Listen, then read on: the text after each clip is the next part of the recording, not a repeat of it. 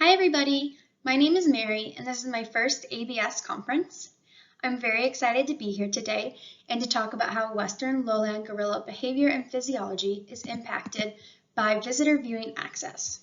This research began in 2019 when I was interning for the Brookfield Zoo. A little background on visitor effect research for our folks who aren't as familiar with it.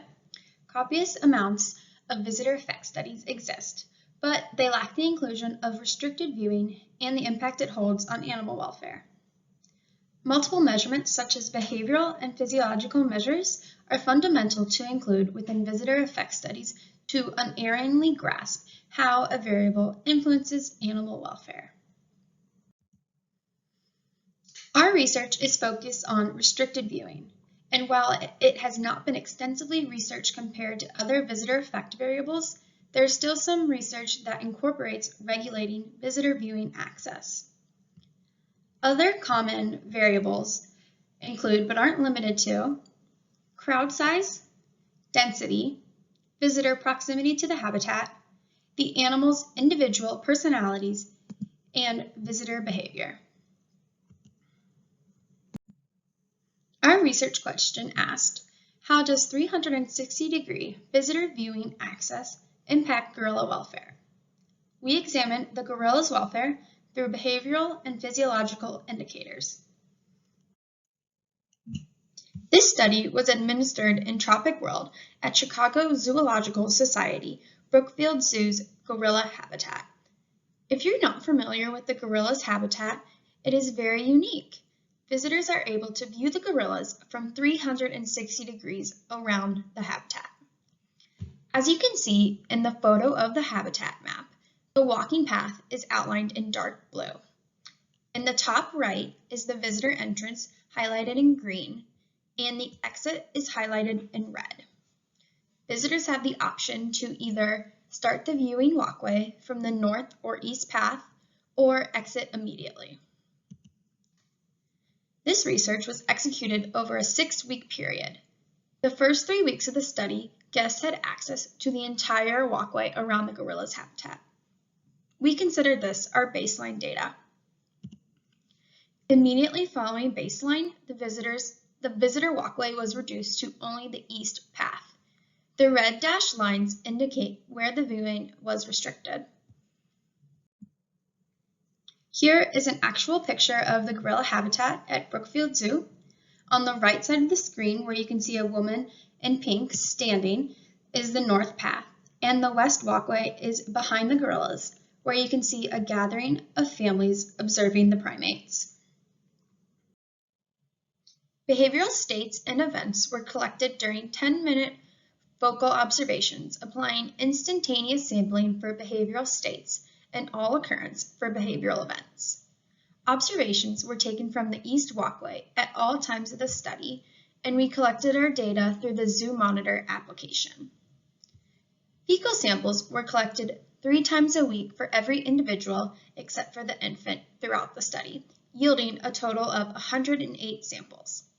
Physiological data was analyzed by our in-house endocrinologists in 2 ways: fecal cortisol metabolites and the ratio of cortisol metabolites to dehydroepiandrosterone metabolites, or otherwise known as DHEA.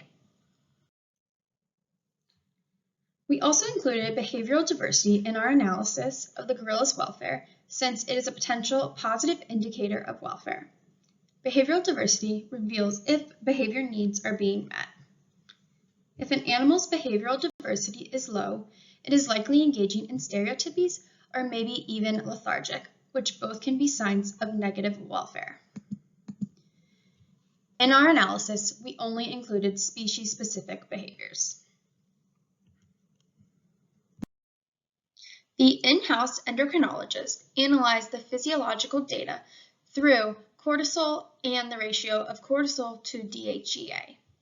We included this ratio in our physiological analysis because fecal glucocorticoid metabolites are not always the most reliable practice to analyze the adrenal system, since the hypothalamic pituitary adrenal axis, or the HPA axis, can be triggered by positive or negative factors. The examination of cortisol to DHEA is considered a clear indicator of stress because of the adverse relationship between the two and their primary physiological functions. So basically, the ratio explains how the HPA axis is performing and exposes if there is any imbalance in the system. The data was analyzed through a Wilcoxon sign rank test and revealed 3 significant results. All gorillas had significantly reduced solitary grooming events, fecal glucocorticoid metabolites, and the ratio of cortisol to DHEA. No other behavioral states or events, nor behavioral diversity, was significantly impacted by the restricted viewing treatment. From our results, we drew 3 main conclusions. Number 1, restricted viewing resulted in 3 significant results: reduced solitary grooming events and 2 measures of the adrenal system. Number 2, most behaviors remained unchanged. And number 3, research that includes multiple measurements is needed to understand the total impact of restricted viewing. Our findings suggest the restricted viewing treatment positively impacted the gorilla's welfare, but we cannot confidently conclude this result without further research. There are a few reasons as to why we are not confident. Number 1, play and stereotypies, which can be 2 indicators of welfare, were unchanged throughout the study for all individuals.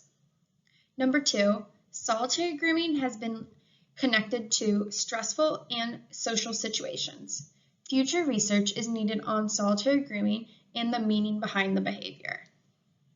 3, there are many aspects of visitor effect that could have influenced the animal's welfare. Perhaps since the study was conducted during the typical off-season at a zoo, there was a decline in visitor noise, density, and activity. And number 4, the restricted viewing could have possibly reduced visitor viewing time, visitor presence, auditory levels, and increased animals' hiding spots. Again, we stress the importance that future research is needed to confirm how restricted viewing impacts animal welfare. A special thank you to the animal care staff at Brookfield Zoo, Bill Ziegler, Sarah Bryn Bartecki, and of course the gorillas.